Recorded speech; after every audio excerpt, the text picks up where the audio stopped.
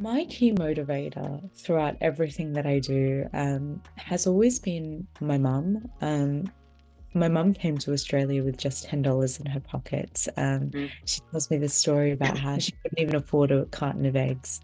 mm, And I always think back to this story because I think it's so symbolic of, who I was when I first entered this space of change mm, making and how little I thought I had to offer, but in reality, it was just that limited access to resources and opportunities for myself. So whenever I do go into many of these advocacy spaces, I always reflect back to a key notion that my mum taught me, and it was if you change the life of one person, it is as though you have changed humanity itself. Zahra Al Hilaly is a proud daughter of refugees from Palestine and Iraq.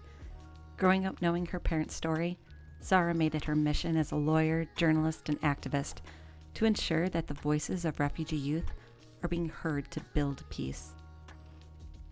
Thank you for joining Lynn Foley, host of Remarkable Women, Powerful Stories, as we hear from Zahra about her journey. Welcome again to you, Zara. Talk with me about your origins and your early life, and then perhaps follow into in what ways have your experiences as a young girl and those of your parents influenced who you are today?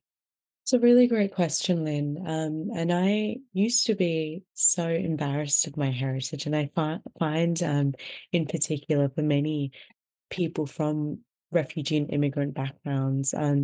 Our stories, they really didn't start with a lot of pride, but we've slowly really seen a shift in the Australian culture over the last few years to really acknowledge the power of Mm, multiculturalism that's so present in this country. So when I think back to that question, when I really reflect on, who am I? It's really interesting because I've only really just started to figure out the deep-rooted connection with my mm, culture. And I think I'm so glad to now be in a culture that really embraces the diversity and inclusion of um, every different identity that comes with being an Australian. So I'm a proud Palestinian and Iraqi woman. My parents come from refugee backgrounds from both countries. So I was fortunately born in Australia. But irrespective of being born in Australia, I also really did experience some of the negative challenges that come with the settlement process in Australia. My parents had only just relocated to Australia, and they had experienced a multitude of different barriers, including financial barriers, educational barriers, mental health, of course, that comes with witnessing war in your own countries and coming to such a safe country like mm, Australia and not being able to support yourself in the way that, that you really needed to. But also challenges with accessing employment as well, which really deep rooted some of the issues for my family over multitude of different years as well. So I am a Muslim woman. I wear the mm, hijab, and of course, growing up post 9/11 in particular after 2001, even living in Australia, it was quite mm, challenging because mm, of some of the racism that was really growing in the community. So my first few years of my childhood really are centered upon some of the most negative experiences of my life, from having my dad, for example, being called a terrorist whilst I was out in public, to my mom always being worried to take her children out because she'd fear her hijab being ripped off. I mean, for mm, myself, for example, I recall so many years of my childhood having my mm, hijab ripped off. It would be a mm, high school, not a high school, a primary school game mm, for some mm, of my peers to rip off my hijab. Um, and mm, just see who could get to it first. And I guess that really did cause a lot of shame in my life. I think, when you're growing up in a culture that isn't really embracing the diversity and the beauty of multiculturalism, you do try to shy away and assimilate to what the core values and the core notions are. And back then, there was a really big emphasis upon the assimilation of, Western mm, culture.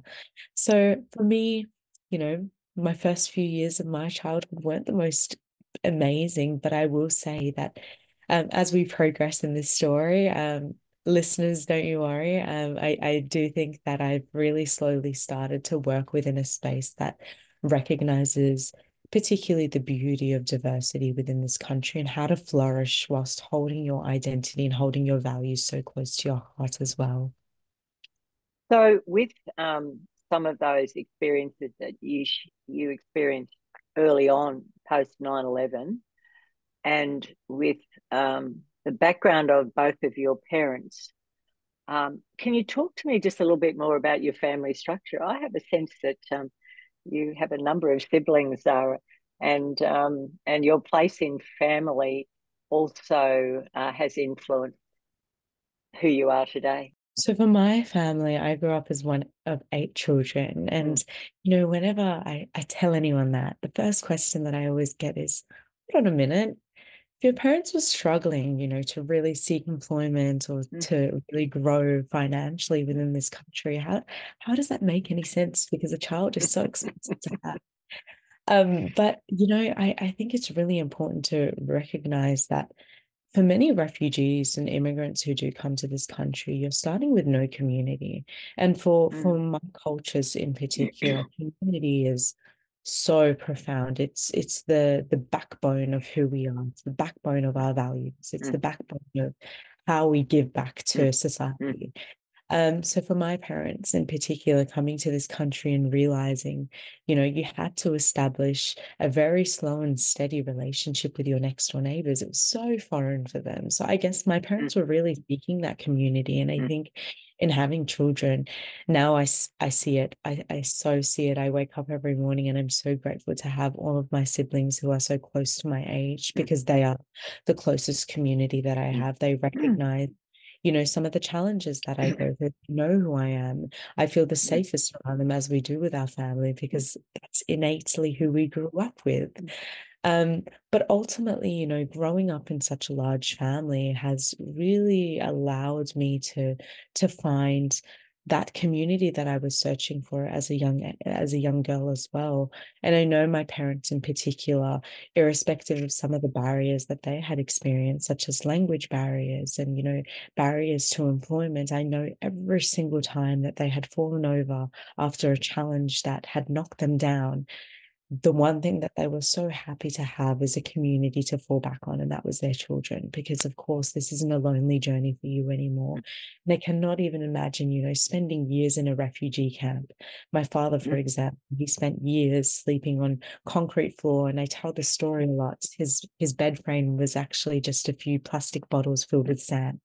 And he'd put it almost like a yoga mat on top. And he spent years doing that. And you think about one's development after spending years sleeping on concrete floor, waiting to seek a new life in a country of freedom. Of course, it sets you back. It sets you back so far that you really fail to see freedom. You really fail to see community anymore. It's so hard to establish a sense of solidarity around you. So I know my parents, they are so grateful to have us, and it's so beautiful to see how much they fall back on their children, particularly now that we're at an old age. We are able to stand up for our parents as well. And stand up for yourselves. I know you have a number of brothers in that mix of siblings, and it's standing up for yourselves now. And as you say, you can then not protect, but stand up for them and pay that respect back. But I wonder if you can share the changes or shifts that you think you're seeing in this multicultural society. What else do you think has to happen to continue for that more harmonious society we're seeking? I guess in my line of work, Lynn, for the very first few years of my work in the advocacy space, I really did take a focus on working directly with immigrants and refugees, particularly in training them to be active participants within their civic society, how to contribute back to the community that they were a part of. Because what I had found, particularly in my early days, is that a lot of young people from refugee and immigrant backgrounds wanted to work within community. They wanted to establish a community, but they didn't know how. Whether that was because of the fear of, racism or not having an access to resources to be able to do this. So I guess my first interaction within the youth advocacy space was really just creating new avenues for young refugees and immigrants to not only grow their leadership skills, but also to harness those leadership skills to provide back in a multitude of different ways to their community. So I want to say that I trained a few thousand young refugees and immigrants in Western Australia over the course of a few years to establish those skills in a training that I had developed with other young people from refugee and immigrant backgrounds. To be able to do this, we travelled across Western Australia, across rural Western Australia, to be able to really upskill and provide a free opportunity for young refugees and immigrants to not only grow their vision of change, but also to recognize that they already have the leadership skills to be able to contribute to society. They just need to find the community to be able to stand together and to continue this cohesive work. In terms of your second question on what I think needs to be improved, I think there are so many young people around me right now who are so interested in creating a change. And whilst we've really shifted into this culture that recognizes the beauty of diversity, I still do think that where we lack is having comprehensive conversations between a variety of different diversities. I think that unfortunately the current climate of things is quite polarized, particularly for different communities. And I think what I would really love to see is just emphasizing the integral nature of collaboratively working together. So for myself, for example, whilst I haven't really worked with a lot of Australian communities who have who don't look like myself, or who haven't really worked in my sector, I do come with, or I previously came with, internal biases when working with this different community. So I think we also need to challenge our own individual mindset when working with diverse communities, because of course polarization will get us nowhere. If we're talking about human rights, if we're talking about justice and inclusivity and diversity, that requires every single one of us, and that requires myself as well, and my own community as well, to dig deep and to challenge our own notions. So I'm a big believer in storytelling to do this. I'm a very big believer in, coming together and sharing different opportunities to be able to challenge what current discourse and dialogue looks like. And I think, if I was to see more of a focus on collaboration between our society, that's a big priority that I'd like to push in my work over the next few years, because I'm getting more and more worried particularly over the last few years, that we're just working in two completely separate silos and not really focusing on, the integration of all cultural diversities, not just refugees and immigrants by themselves, not just Australian communities by themselves, but also together as one. It's an interesting time. It's a mostly positive time, but there's a lot of work to be done, isn't there, across all of the areas in which you speak. You're heavily involved in a range of local, national and global organisations and movements. And who or what have been your key motivators for you in those choices? My key motivator throughout everything that I do has always been my mum. My mum came to Australia with just $10 in her pocket. She tells me this story about how she walked into what was then IGA called Juicens, and she couldn't even afford a carton of eggs.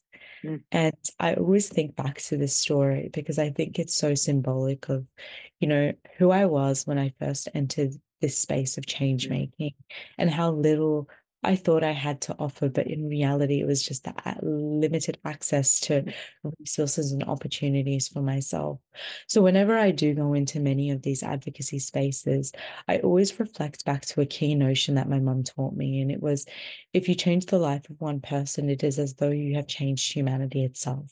And I think the nature of the advocacy space is that it's so fast moving, and that you're always having to work with new voices and new people. There are so many different opportunities. I mean, for myself, I've traveled so much in the last year that I have so much travel fatigue.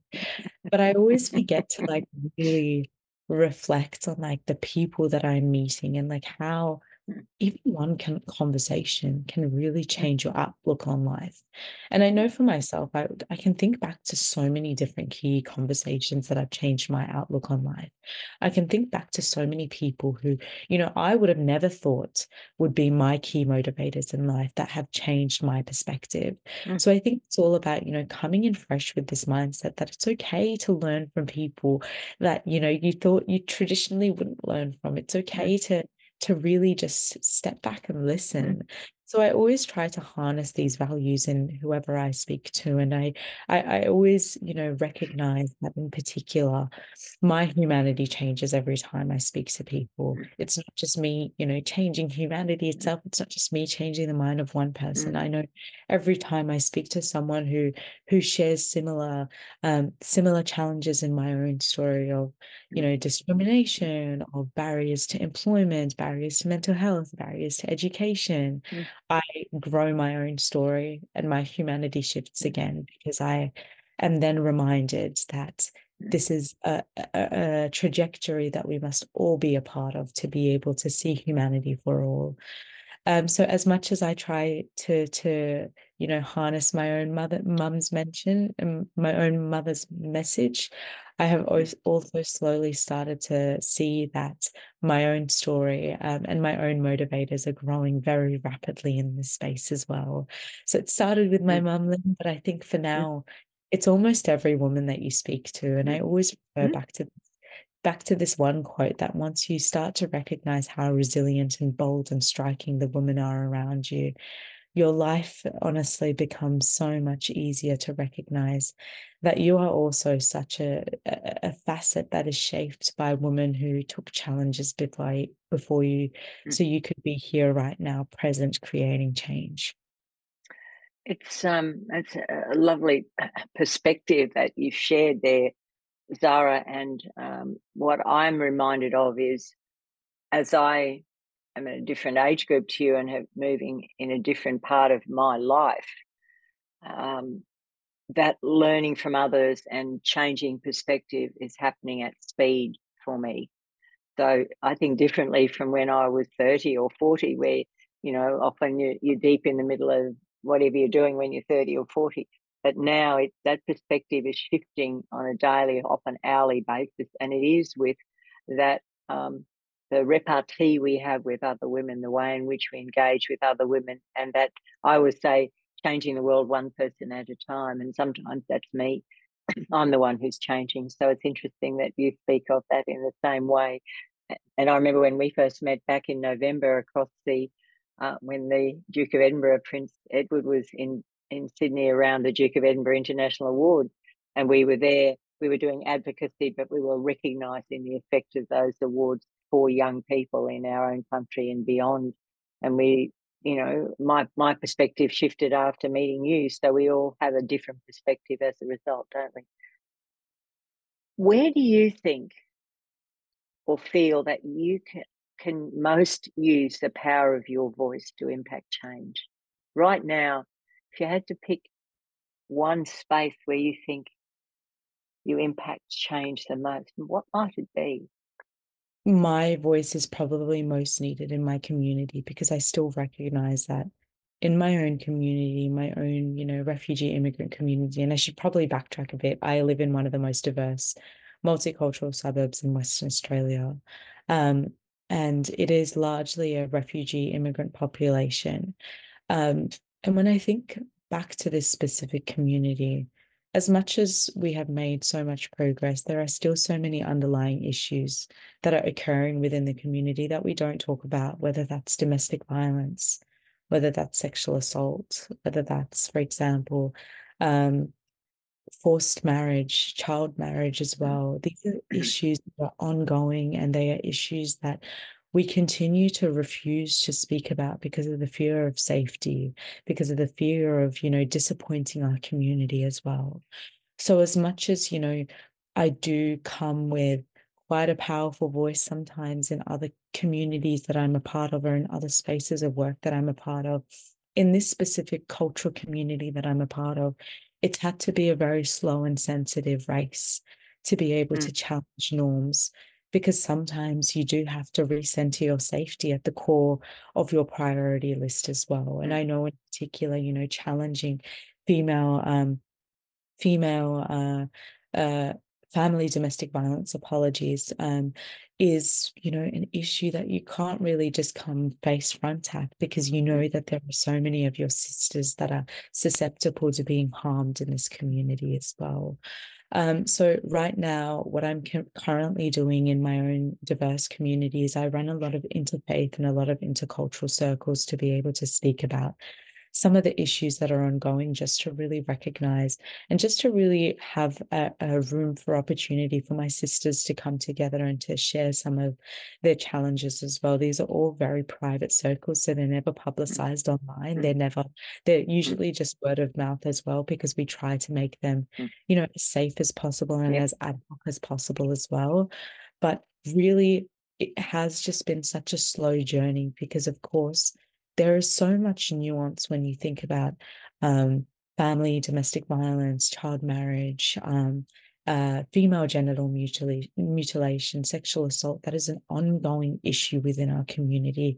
And unfortunately, you can't come out and just flee for help, for example, which is what most service providers do state, because you do understand the intricacies that come with, how strong our community is and how sometimes unsafe it is for not only just yourself and your children, but also those that you've spoken to previously.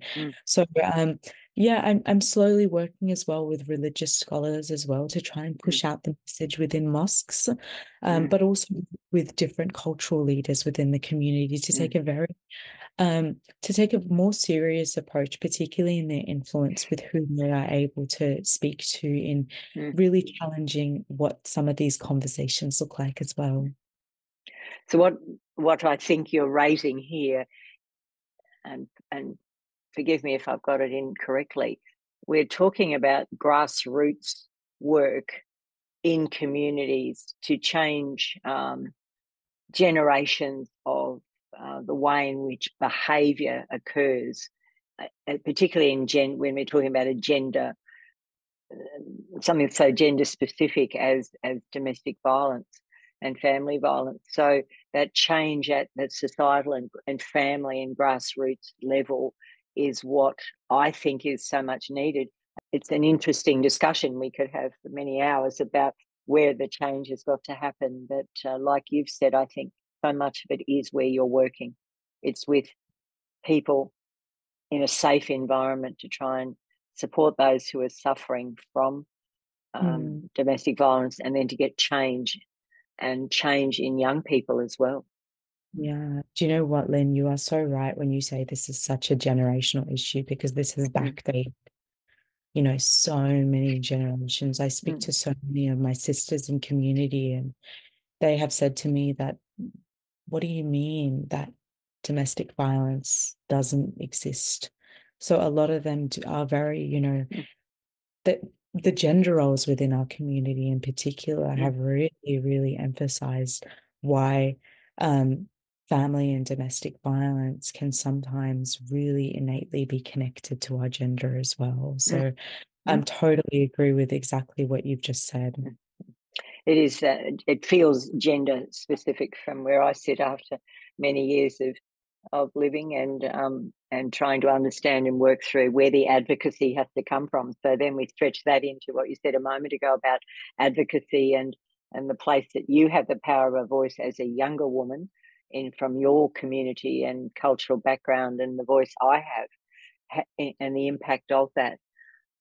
I'll draw you a little bit on Oaktree Foundation, because I'm assuming most of our listeners today won't be familiar. Can you just give us a short, I guess, explanation of Oaktree Foundation and what it does, because it's quite fascinating.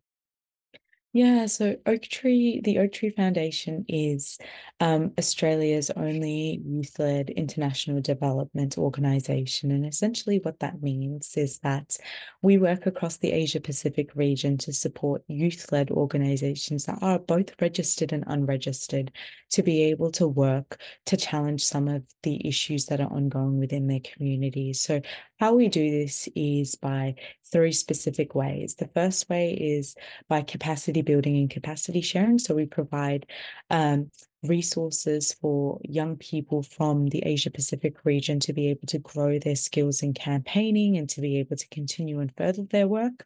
We also provide untied and decolonized funding. And what that means is that we will provide different pools of funding to different youth-led, unregistered organizations to be able to really do what they need to do in community, whether that's, for example, sustaining, something that requires maintenance within the community, paying for an office. They have free reign to choose exactly what they'd like to do with this money, which is quite different to what traditional pools of funding look like, because we don't have major financial recording mechanisms involved. We really trust different communities to address different issues that they see as the largest and most pressing issues. And the final way that we do this is that we connect different communities as well through different conferences as well. So we recently had a gathering in Melbourne, which brought together 30 young people from across the Asia Pacific region for an in-person conference, which focused on connecting different leaders across a different diversity of different sectors to be able to challenge the International Sustainable Development Goals. So through all three mechanisms, our goal is really just to see young people at the forefront of challenging some of the largest issues like climate change, gender equality, and education. Excellent. Can I then move on into the intersection of faith and climate justice, where you've also been working in your board director roles that refer to that? I'd really be interested in hearing a little bit more about the work that you're doing there. Yeah, great question, Lynn. When I completed my fellowship at Duke University, my research focus in particular was recognizing how young people from refugee backgrounds in Australia don't really have access to participating within climate justice education, climate justice movements, and in particular, really emphasizing the need for every single one of us to be a part of this movement to really nourish our earth, because of course this is the home of every single one of us. When you think about it, it's the home of all of our ancestors as well. So Yes. we really do have this deep commitment. In my research, I really did focus on how young people, in particular from refugee backgrounds, a lot of them do really resettle to rural areas. And unfortunately, if you look into rural education, there isn't quite a large investment into climate education as well.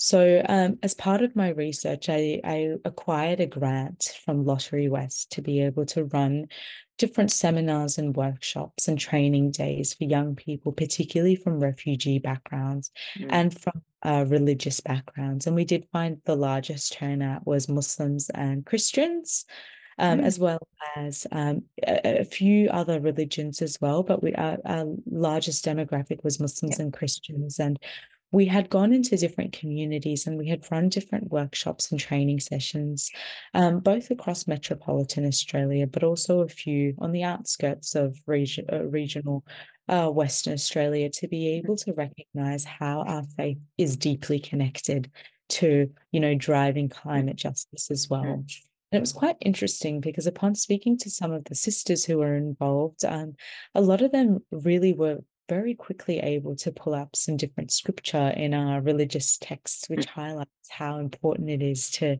be able to look after, our Mother Earth, because this is the country, this is our home, this is the world that we nourish. Again, it's where this is where our lineage is tracks, basically.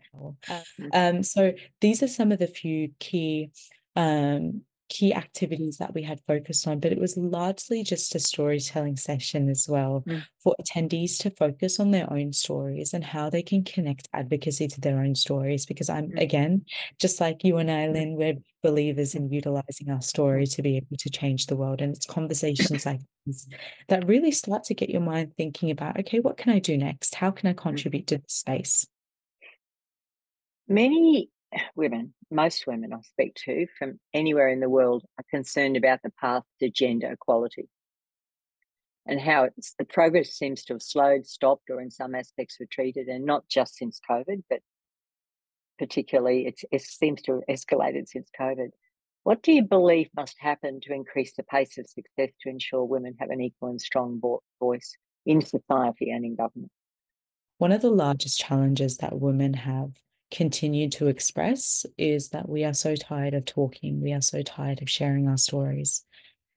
For myself, I know so many women in my life, so many of my own sisters, so many of my own family members have experienced a multitude of different issues that are connected to, sexual harassment or sexual assault, or, the issues that come with gender inequality. And we are just so tired of sharing our stories.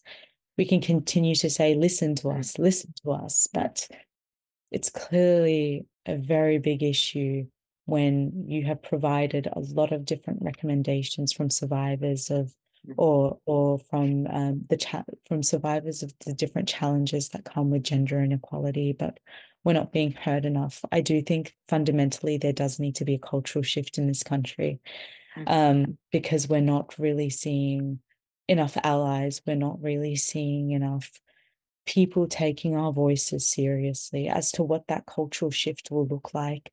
I'm a firm believer in storytelling, but at this point, Lynn, I think a lot of us are just getting too tired to share our stories. It's the weariness of sharing stories and wanting things to be different. And I say this often to my guests. I always thought that in my age group, we would be in a very different place. I always thought when I was 30 that we'd be in a different place now, and we're not. And some of it that not everyone is on board with the need for gender. The voices and the stories we hear, not just from women, but from men as well, is that we already have gender equality, and therefore the need for us progressing it is getting dismissed. Some of it is about getting everyone to agree that the change has not yet occurred. We haven't had the change we need. Do you think that's some of the issue? Yeah, absolutely, Lynn. And, I think when we refer back to that culture shift, it's so hard to even pinpoint. How do you do that if no one is listening to our stories? Like, I know every time I walk into a conference or a room where we are sharing our stories of gender inequality, and mind you, there are so many different avenues now where we speak about the urgency to reform a multitude of different issues that are attached to gender equality. I always think back to myself, if people, or if the Australian community continues to hear these absolutely outrageous stories, these absolutely horrifying stories, why hasn't a culture shift occurred? What more needs to happen? And unfortunately, Lynn, I don't think I can even answer that, because in I can't either. my culture, your story is the biggest weapon that you have. It's something that is so powerful. And if our stories, and if, the stories of sisters for generations, sisters that aren't even here with us right now, can't change the current culture that we are a part of, how do you go about changing history? And that's the core, isn't it? That's the core of the current and immediate future, is we're trying to change the course of history.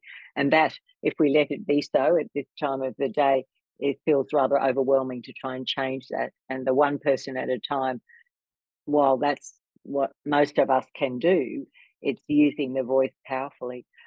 As we start to move to a close, I haven't covered all the topics I'd love to cover with you today, Zahra, but one I'd like to get close to finishing with is, what do you think your greatest leadership gifts are at this stage in your life? I think my greatest leadership gift at the moment, Lynn, is really being intentional with avoiding having polarized conversations.